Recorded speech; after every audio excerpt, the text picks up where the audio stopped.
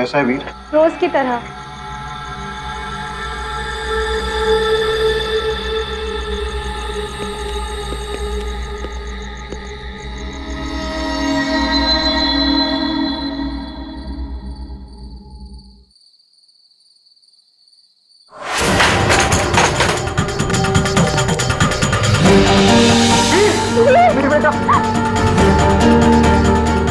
वीर, hospital लेके चलते हैं। मुझे प्लीज।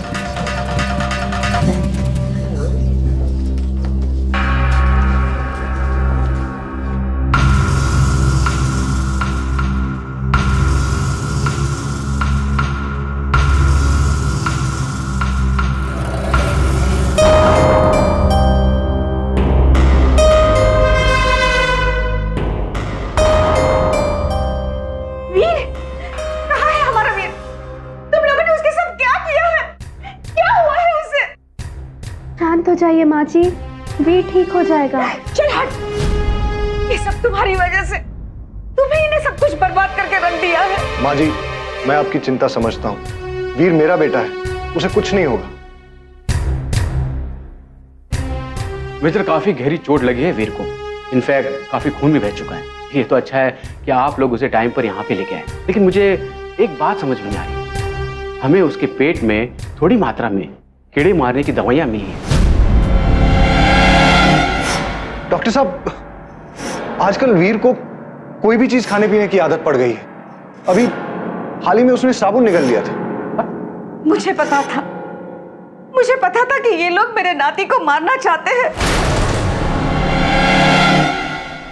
और खास तौर पर ये मीना। इसे तो मेरा नाती एक आंख नहीं भाता है। सौतेली जो ठहरी। माँ जी, इसमें मीना का कोई भी दोष नहीं। नहीं, माँ जी सही कह रही है, सारी गलती मेरी ही है। पर मैं क्या करूं, कैसे ध्यान रखूं उसका? सौतेला हो या अपना, लेकिन कोई भी माँ बाप पहले से तैयार नहीं होता है ऐसे बच्चे का ख्याल रखने के लिए। लेकिन ये क्या कह रही है, मुझे तो कुछ समझ में नहीं आ रहा है। जी, दरअसल हमारा वीर मानसिक तौर पे कमजोर है। झूठ, सरासर झूठ। सच बात तो यह है डॉक्टर कि इस औरत ने मेरे नाती को मार पीट कर, लगातार अत्याचार करके उसे इस हालत तक पहुंचा दिया है। अब हम उसे यहाँ एक पल के लिए भी नहीं रखेंगे। कई बार अपराध ऐसा होता है जिसके बारे में हमने ना कभी देखा ना सुना हो, और कई बार अपराधी वो जिसके बारे में हम कभी सोच भी नहीं सकते। दोस्तों, आज जो घटना हम आपके सामने लाने जा रहे हैं वो एक प्यारे से छोटे बच्चे वीर की है, जिसकी मानसिक हालत के बारे में उसके माँ बाप और नाना नानी की सोच अलग। माँ बाप को लगता था कि उनका बच्चा मानसिक तौर पर कमजोर है, लेकिन वीर के नाना नानी को इस बात का संदेह था कि वीर की आज की इस हालत के जिम्मेदार उसी के माँ बाप का उसके प्रति दुर्व्यवहार। लेकिन यहां जब सब बच्चे के अपने ही थे, तो ऐसे में यह सवाल उठता है कि कौन सच कह रहा है और कौन झूठ। और इसमें सच तक पहुंचना बेहद जरूरी था, क्योंकि इन सब में जो पीड़ित और दर्द से गुजर रहा था वो था एक मासूम छोटा सा बच्चा।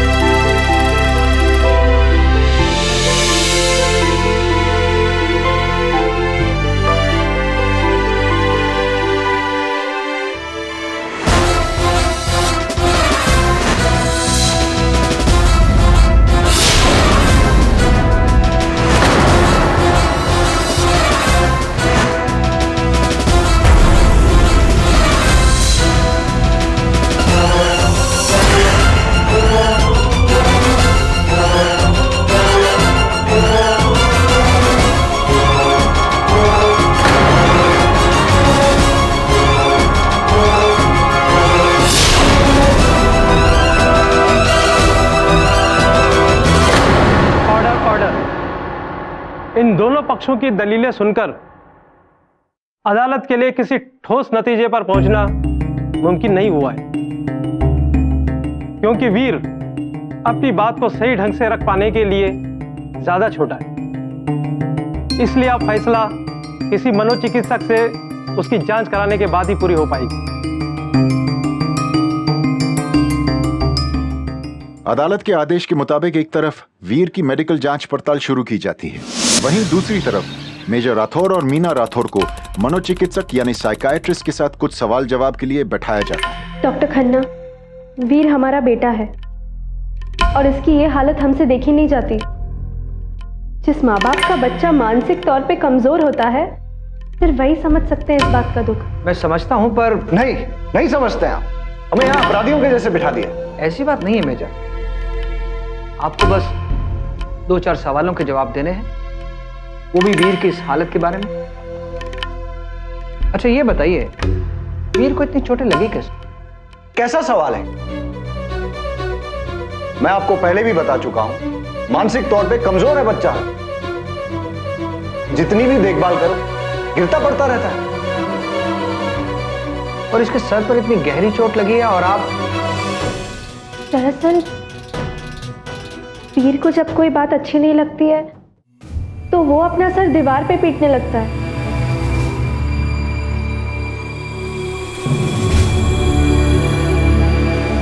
अच्छा, ऐसा होने के बाद आपने उसका इलाज नहीं करवाया? देखिए डॉक्टर साहब, इलाज तो बहुत करवाया, लेकिन कोई फायदा नहीं है।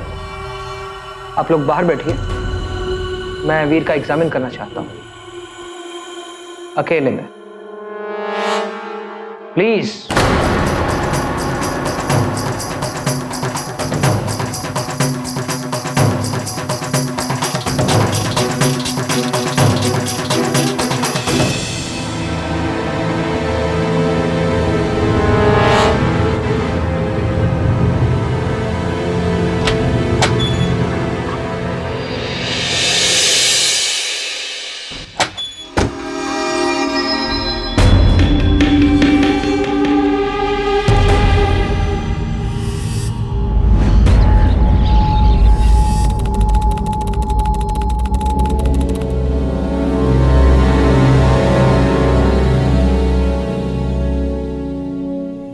वीर की मेडिकल रिपोर्ट आने के बाद मेजर राठौर और मीना के मनोचिकित्सक के बातचीत के बाद यह बात सामने आई है कि वीर बैटर्ड बेबी सिंड्रोम नामक बीमारी से पीड़ित है। हालांकि वीर जन्म से ही मानसिक तौर पर कमजोर नहीं है, बल्कि उसके साथ शारीरिक और मानसिक अत्याचार की वजह से उसकी यह हालत हुई है। इसलिए इस केस में इन दोनों को जिम्मेदार नहीं ठहराया जा सकता। इस बात को कोई भी साबित नहीं कर पाया है, लेकिन इतना जरूर है कि आज जो कुछ भी हुआ है उसका कारण इन दोनों का अपने बच्चे के प्रति अत्यधिक लापरवाही है। इसलिए इन बातों को मद्देनजर रखते हुए अदालत यह फैसला करती है कि वीर को उसके नाना नानी के हवाले किया जाए।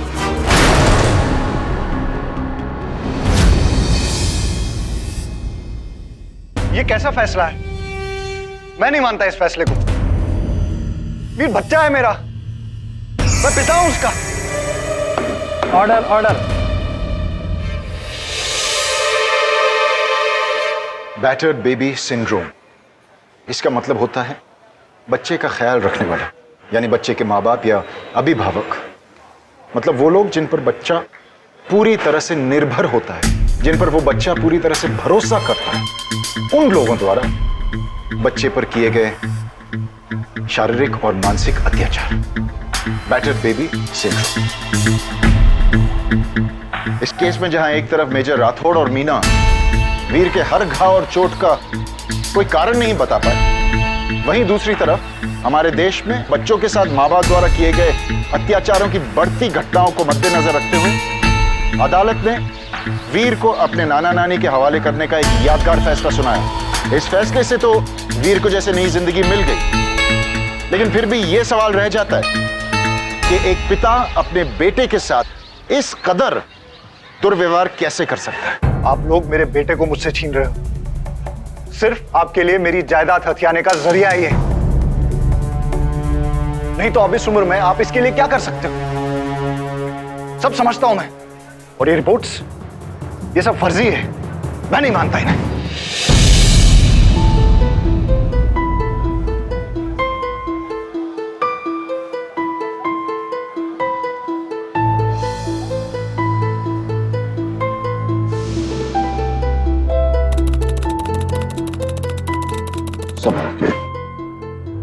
चल बेटा, धीरे से। हाँ बेटा, बस हो गया, हो गया, हो गया, बस ले।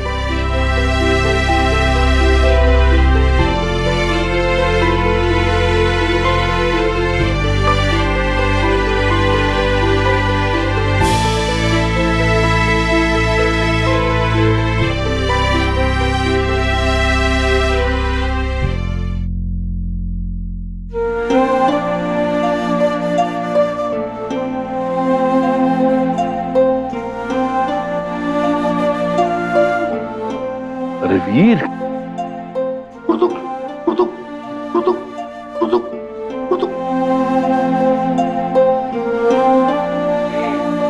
चल, दूध पियोगे? पी लो बेटा।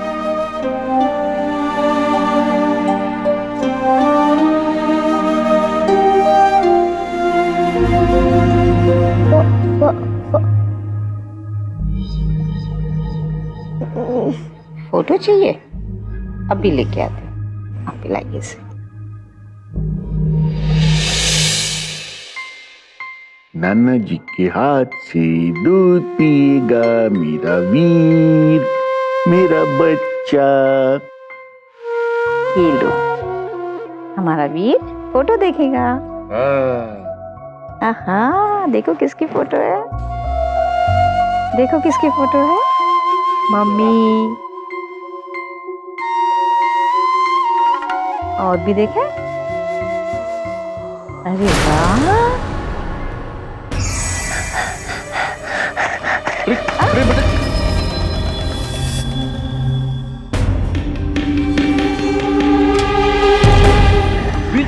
नहीं। कोई इंसान अपने बच्चे के साथ इस तरह का व्यवहार कैसे कर सकता है? उसे उसके किए की सजा जरूर मिलनी चाहिए। हाँ वीर, हम कल ही पुलिस स्टेशन जाएंगे, तुम्हारे पापा और उस मीना के खिलाफ एफआईआर दर्ज करवाएंगे। उन्हें सजा जरूर मिलेगी, जरूर मिलेगी बेटा। हाँ। और संजय, एक बात बताओ, तुम वीर को इस हालत में मेरठ ले जाओगी पुलिस स्टेशन? कैसे जा पाएगा ये? कैसे कर पाएगा? जरूर कर पाएगा, जरूर कर पाएगा, और अपने वीर को करना ही पड़ेगा। ये आपकी और मेरी लड़ाई नहीं है, ये वीर की लड़ाई है। ये भले ही शारीरिक तौर पर कमजोर हुआ है, मगर इसके मन की शक्ति कम नहीं हुई है। तो करेगा ना बेटा, करेगा ना? हाँ वीर, करेगा ना?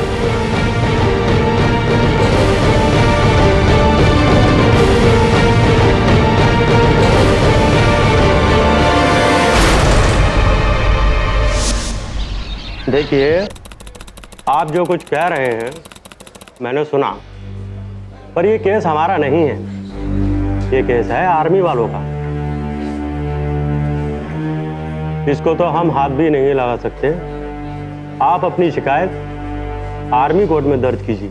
लेकिन इंस्पेक्टर साहब, फैमिली कोर्ट ने वीर को हमारे हवाले इसलिए किया था क्योंकि इसके माँ बाप इसके साथ मारपीट करते थे, अत्याचार करते थे, जोर जुल्म करते थे।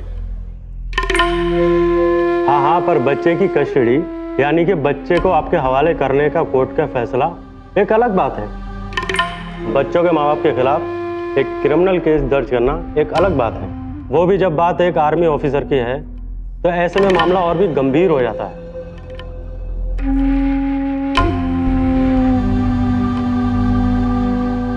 पहले आर्मी कोर्ट में केस चलेगा, अगर उन्हें ज़रूरत लगी तो वो क्रिमिनल कोर्ट को परमिशन देंगे। अरे इस उम्र में कहाँ आप लोग इन सब झंझटों में पड़ रहे हैं? बच्चे बदमाशियां करेंगे तो माँ बाप तो मारेंगे ही ना। इस उम्र में आप लोग ये सब सोचने की क्या जरूरत है? आपके भगवान के नाम लेने के दिन है।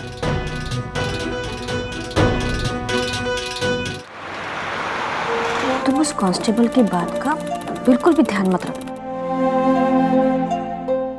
हमारी उम्र जो भी हुई हो, पर हम तुम्हें इंसाफ दिए बगैर कहीं नहीं जाएंगे। मेरी बात समझ रहे हो ना वीर? नानी का पेट कभी जी अभिलाषा,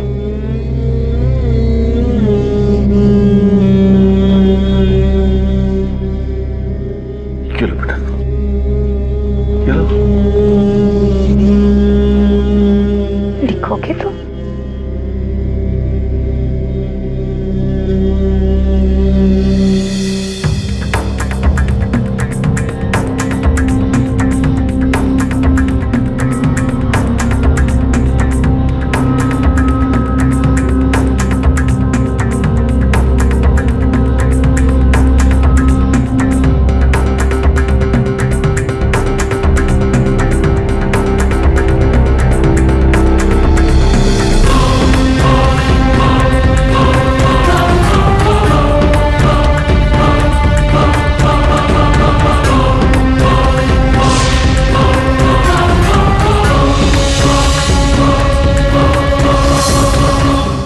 कहा था ना संध्या, हमारे वीर के मन की शक्ति अटूट है। वो लड़ेगा, जरूर लड़ेगा वो।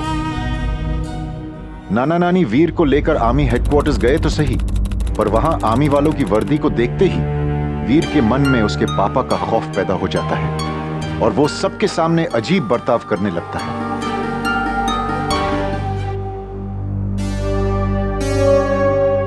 इस घटना से मेजर राठौड़ के लिए अपने सीनियर्स को इस बात का विश्वास दिलाना आसान हो गया था कि वीर सच में मानसिक तौर पर कमजोर है, और फिर मेजर राठौड़ की बेदाग प्रतिष्ठा की वजह से उनके वरिष्ठ अधिकारियों को उन पर शक करने की कोई वजह भी तो नहीं थी। और इसी बात की आड़ में मेजर राठौड़ अपने ऊपर कोई भी कार्रवाई होने से रोक लेते। फिर भी नाना नानी कई बार आर्मी हेडक्वार्टर्स आकर अपनी बात समझाने की कोशिश करते, और हर बार नाकामयाबी मिलने पर भी वो हार मानने को तैयार नहीं थे। पर आखिर उनके लगातार आर्मी ऑफिस आने की वजह से आर्मी ऑफिशियल्स ने उन्हें आश्वासन दिया कि वो उनकी बातों पर गौर जरूर करेंगे। पर हमेशा की तरह इस बार भी मेजर राठौड़ ने बात को ज्यादा आगे नहीं बढ़ने दिया। इधर वीर बड़ा हो रहा था और धीरे धीरे ठीक भी। इस दौरान वीर और नाना नानी पुलिस के पास भी लगातार जाते रहे। आखिर 4 साल बाद जब नाना नानी की आस टूटने ही वाली थी, उन लोगों की अब तक की निरंतर कोशिश की वजह से अचानक एक उम्मीद की किरण जागी, एक रास्ता दिखा। अरे का माँ जी, कितनी बार साहब ने आपसे कहा है कि ये आर्मी केस है, कुछ नहीं होने वाला है, और ऊपर से नए इंस्पेक्टर साहब भी आ गए हैं, बहुत ही कड़क है। आज आप जाइए, कल आ जाना।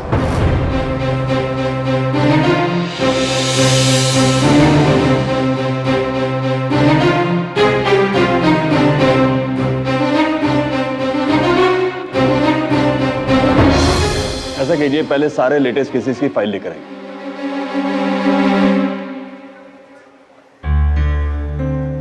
इंस्पेक्टर साहब, ये मेरे नाती की फाइल है और इसमें उसकी 4 साल की मेडिकल रिपोर्ट भी है। आपके किसी भी केस फाइल से ये फाइल मोटी ही है।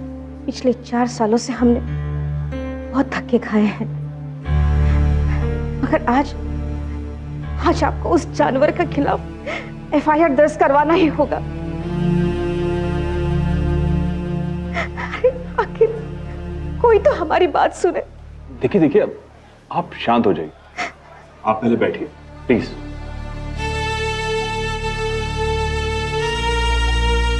देखिए, मुझे इस केस के बारे में कुछ पता नहीं, पहले मुझे ये फाइल पढ़नी होगी, तभी मैं कुछ कर सकूंगा।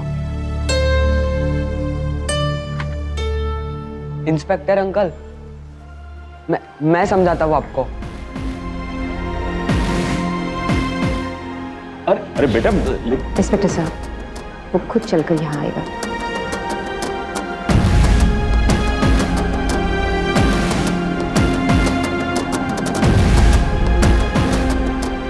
अंकल, आपको मेरे सारे डिटेल्स पढ़ने में बहुत वक्त लगेगा। पहले से ही बहुत देर हो चुकी है, इसीलिए आप इसे पढ़िए मत। इसमें जो भी लिखा है मैं आपको बताता हूँ। लोहे के रॉड से मारा था, दीवार से सिर टकराया था, मुंह के अंदर डंडे पड़े थे, सांस रुक गई थी मेरी। मुझे लगा कि मैं नहीं रह पाऊंगा।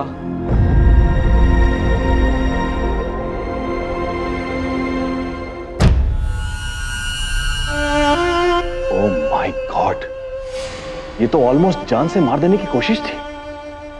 आप तो कुछ करेंगे ना अंकल? बेटा, आपकी सारी बातें सुनकर ऐसा लग रहा है कि आपके पापा बहुत शातिर आदमी हैं। उन्होंने अपने वरिष्ठ अधिकारियों को कहानियां सुनाकर गुमराह कर रखा है, इसलिए उनके खिलाफ कोई कार्रवाई नहीं हुई है। एक तरीका है, कत्ल के केस का मुकदमा आर्मी कोर्ट में नहीं लड़ा जा सकता, उसके लिए सिविल कोर्ट में जाना ही होगा। इंस्पेक्टर साहब, वो तो शायद मेरे वीर को मार ही डालता। सर आपके कहने का मतलब ये है कि मेजर राठौर के खिलाफ हम लोग एफआईआर दर्ज करा के कॉम्पिटेंट कोर्ट में कार्रवाई कर सकते हैं। हाँ, और फिर हम कोर्ट में जाएंगे और उन दोनों को सजा देने के लिए लड़ेंगे। देखिए, मैं चार्जशीट तैयार करवाता हूं ताकि जल्द से जल्द कार्रवाई हो सके। और जल्दी से फाइल लेकर आओ और वो निकालकर चार्जशीट पेपर सब फॉर्म निकल लेकर आओ। आप घबराइए मत, सब कुछ ठीक हो जाएगा।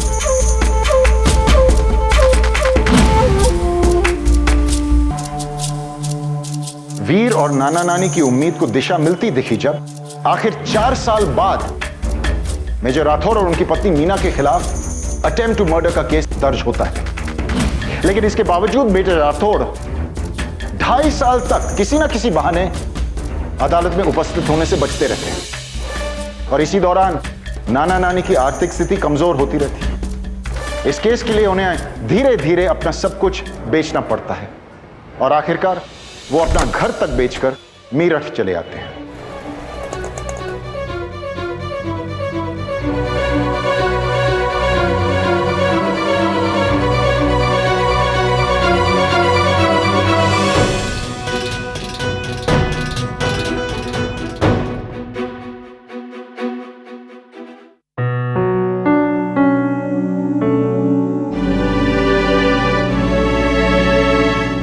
इधर बात बहुत ज्यादा फैलने लगती है, मीडिया तक भी पहुंच जाती है। अब आर्मी के वरिष्ठ अधिकारी मेजर राठौड़ पर दबाव डालते हैं और राठौड़ अपनी पत्नी मीना के साथ अदालत में प्रस्तुत होने पर मजबूर होते हैं।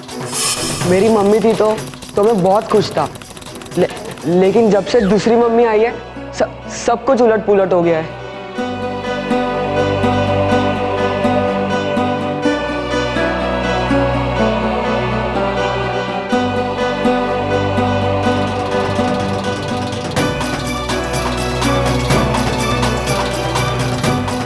वीर बेटा,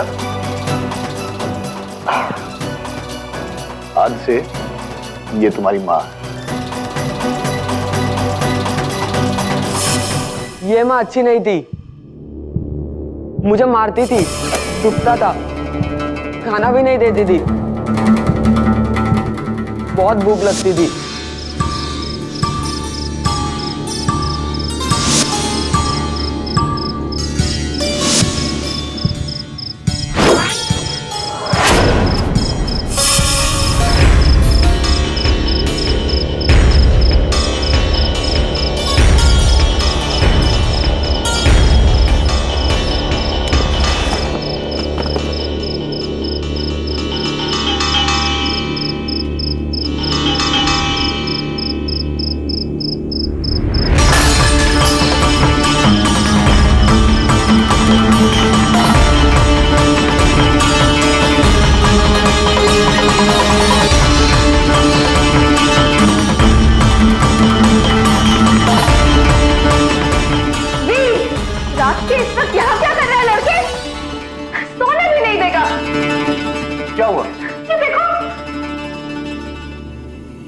क्या किया ये? क्या किया ये? भूख लग गई थी। बहुत हो गया।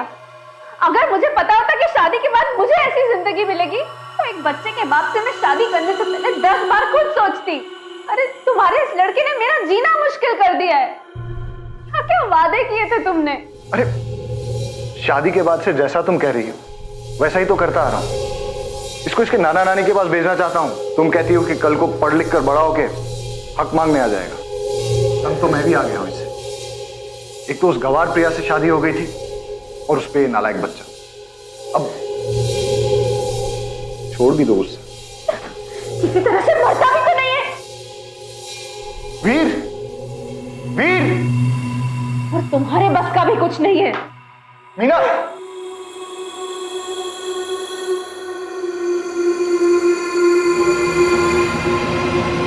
आप इसकी बात सुन ही क्यों रहे हैं?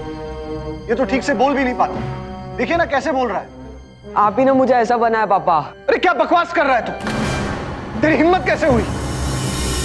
इसी दिन के लिए तुझे पाल पोस के बड़ा किया था, ये दिन दिखाए मुझे। मैंने तो मीना से शादी भी इसलिए की थी ताकि इसे मां का प्यार मिल सके। नहीं पापा, आपने ऐसा किया मुझे मार डालने के लिए।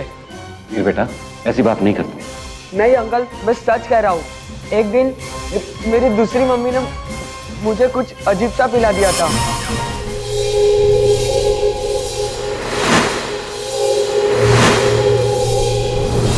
और बाद में मेरे पापा ने, मेरी दूसरी मम्मी ने मुझे सीढ़ियों से फेंक दिया।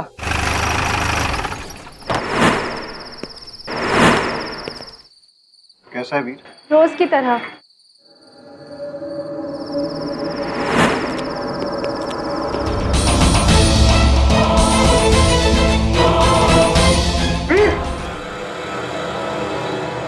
अरे ये सब तू साबित कैसे करेगा? ये सारी बातें साबित करनी पड़ती हैं। बकवास कर रहा है ये लड़का। मुझे तो लगता है मेरी औलाद ही नहीं है।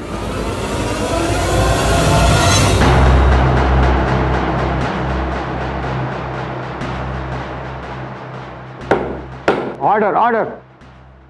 अदालत की कार्रवाई 1 हफ्ते के लिए स्थगित की जाती है। अगली सुनवाई में अदालत अपना फैसला सुनाने से पहले वीर के दिए गए बयान और दोनों पक्षों की दलीलें सुनेगी।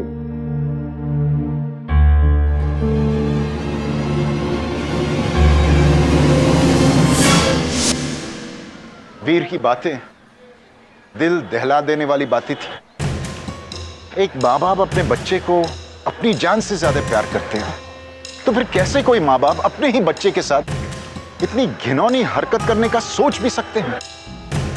भले मीना की कोख से जन्म नहीं लिया था वीर ने, लेकिन मीना भी तो एक माँ थी ना।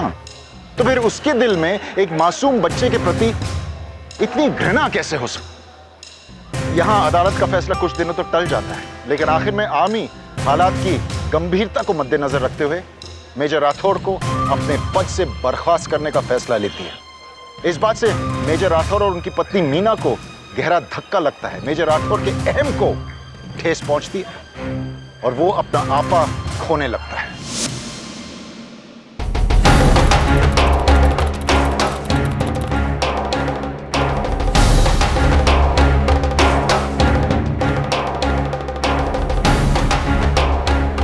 देखो, मैं कह देती हूँ, परसों इस केस की अगली सुनवाई है।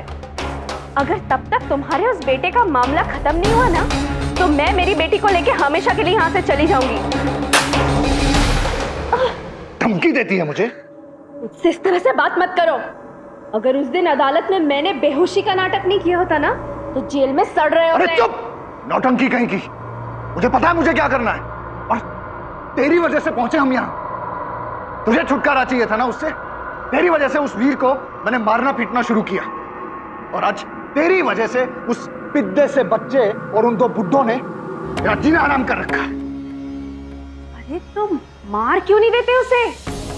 पीछा तो छूटेगा। सही कहा तूने। अब उस वीर की मौत ही उससे बचने का आखिरी तरीका है।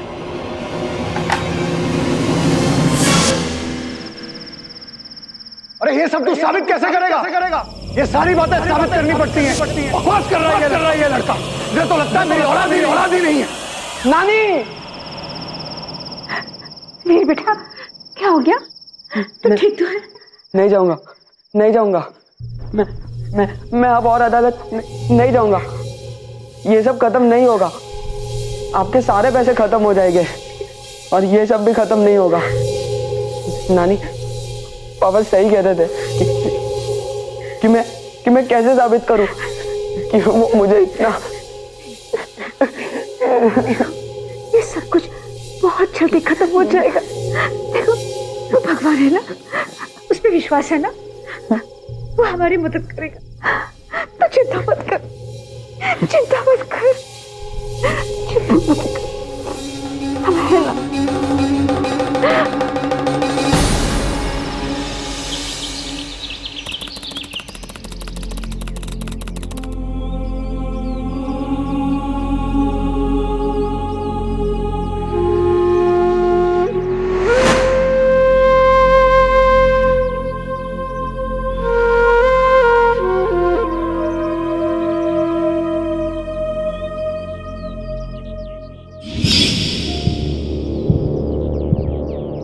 वीर कहाँ गया होगा?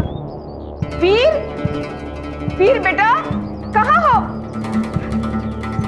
अरे सुनते हो, वीर कहीं दिखाई नहीं दे रहा है। कहाँ चला गया? पता नहीं। वीर कहाँ होगा?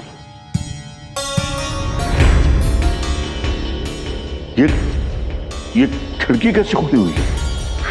चल बाहर चल के देखते हैं। चलिए। वीर, बेटा वीर, अरे ये किसी गाड़ी के टायर के निशान। चलो चलो इंस्पेक्टर चौहान को फोन करते हैं। चलो। हेलो इंस्पेक्टर साहब, मुझे लगता है कि मीना और राठौर हमारे वीर को उठाकर ले गए हैं। शायद वो उसे मार डालेंगे। इंस्पेक्टर साहब, कुछ कीजिए। इंस्पेक्टर साहब, कुछ कीजिए। देखिए, वीर को हम ढूंढ निकालेंगे। मेजर राठौर तक पहुंचना इतना मुश्किल नहीं हो सकता। मुझे पता था एक दिन कोई ना कोई गलती वो जरूर करेगा। अब उसे ढूंढ निकालिए। जी, आप चिंता मत कीजिए।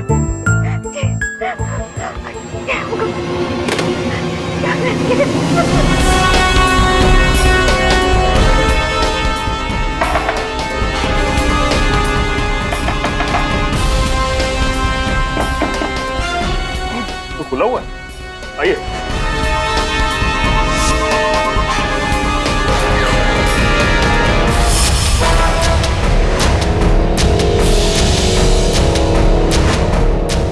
यहाँ तो कोई भी नहीं है। लगता है घर छोड़कर भाग गए। चलिए कहीं और देखते हैं। चलो फास्ट। सर ये मनोज, क्या क्या? मैंने कुछ नहीं किया साहब। एक दूंगा। साहब उन्हें गाड़ी चाहिए थी, मैंने उन्हें सफेद एम्बेसडर गाड़ी दे दी है सर। सफेद रंग की एम्बेसडर गाड़ी, नंबर क्या था? Sir UP 15 AR 4958। तो वो लोग सफेद गाड़ी में भागे हैं। चलिए आइए।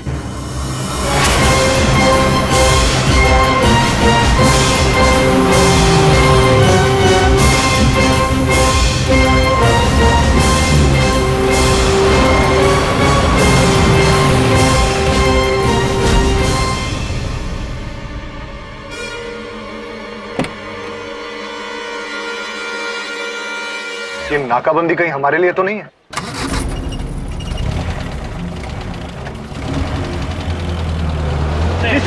गाड़ी। हेलो हेलो, अभी अभी व्हाइट कलर की एक गाड़ी एम्बेसडर यू टर्न करके निकल गई है, जल्दी कवर करो उसको।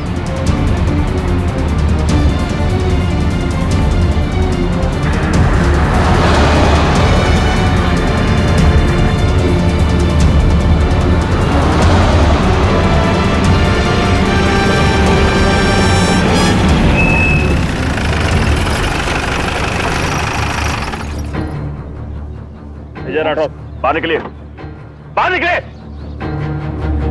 सारों को बाहर निकलिए। चेक करो गाड़ी के, चेक करो। क्या हुआ? वीर कहाँ है? है वीर? तुम लोगों ने हमारे वीर के साथ क्या किया है? कहाँ है वीर? मुझे नहीं पता, मैं नहीं जानता हूं। तेरी इतनी हिम्मत इंस्पेक्टर, एक मेजर पे हाथ उठाया तूने, अच्छा नहीं होगा। वैसे तो तू मेजर रहा नहीं,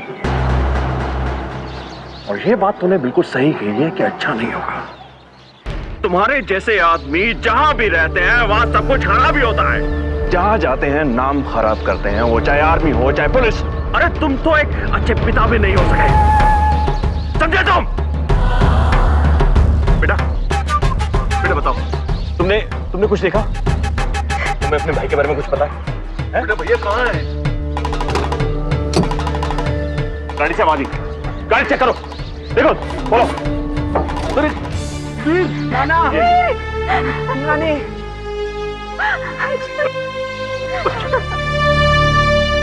ले चल इसे, अरेस्ट करो। चलो चलो इन सबको, चलो अंदर करो सबको, अंदर बेटा।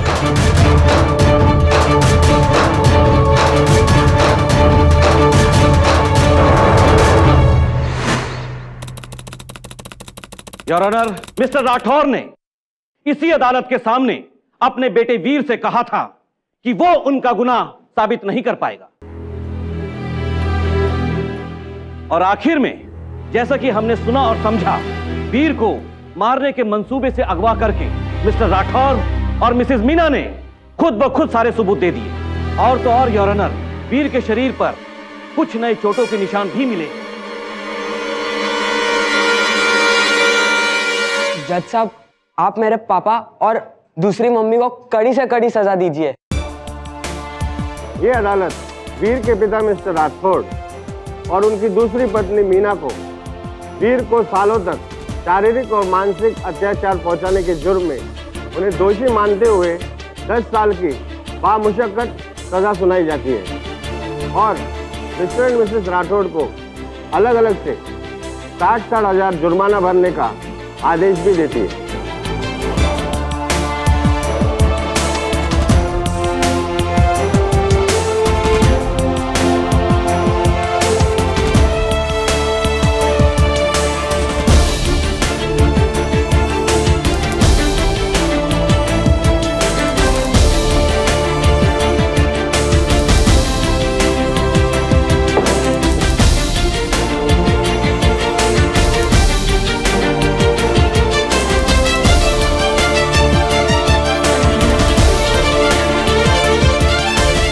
अदालत ने यह भी आदेश दिया कि जुर्माने की रकम वीर को हर्जाने के तौर पर दी जाए, लेकिन जो कुछ वीर ने खोया है, क्या वो कमी ये पैसे पूरे कर पाएंगे? अपने नाना नानी की निस्वार्थ सहायता और खुद अपनी मन की अटूट शक्ति के वजह से वीर अपने साथ होते हुए इस अत्याचार के खिलाफ लड़ पाया और जीता भी। लेकिन अफसोस, हर बच्चा अपने साथ होते हुए अत्याचार के खिलाफ आवाज तक नहीं उठा पाता। इसकी वजह यह है कि बैटर्ड बेबी सिंड्रोम के बच्चे अक्सर अपने करीबी रिश्तेदारों के हाथों सताए जाते हैं। दोस्तों, आपको यह बात जानकर ताज्जुब होगा, हैरानी होगी कि ministry of women and child development, government of India के 2007 के आंकड़ों के अनुसार जो बच्चे पारिवारिक माहौल में शारीरिक अत्याचार का शिकार होते हैं, उनमें से 88.6% बच्चे खुद अपने माँ बाप के हाथों पीड़ित हैं। आज जरूरत हमारे देश को चिकित्सा, शिक्षा आदि की व्यवस्था, योजना और सरकार एकजुट होकर इस छुपे हुए जुर्म से समाज को अवगत करे। इसे रोकने के लिए उपयुक्त नियम और कानून बनाए जाएं। इसी उम्मीद के साथ हम समाज के हर बच्चे को एक सुरक्षित बचपन और जिंदगी दे सकें। इसी ख्याल के साथ मैं आपसे विदा लेता हूं। कल फिर मिलेंगे एक नई घटना को लेकर, एक नई सावधानी की बात करते। तब तक खुश रहिए, सुरक्षित रहिए। सावधान इंडिया, इंडिया फाइट बैक। नमस्कार।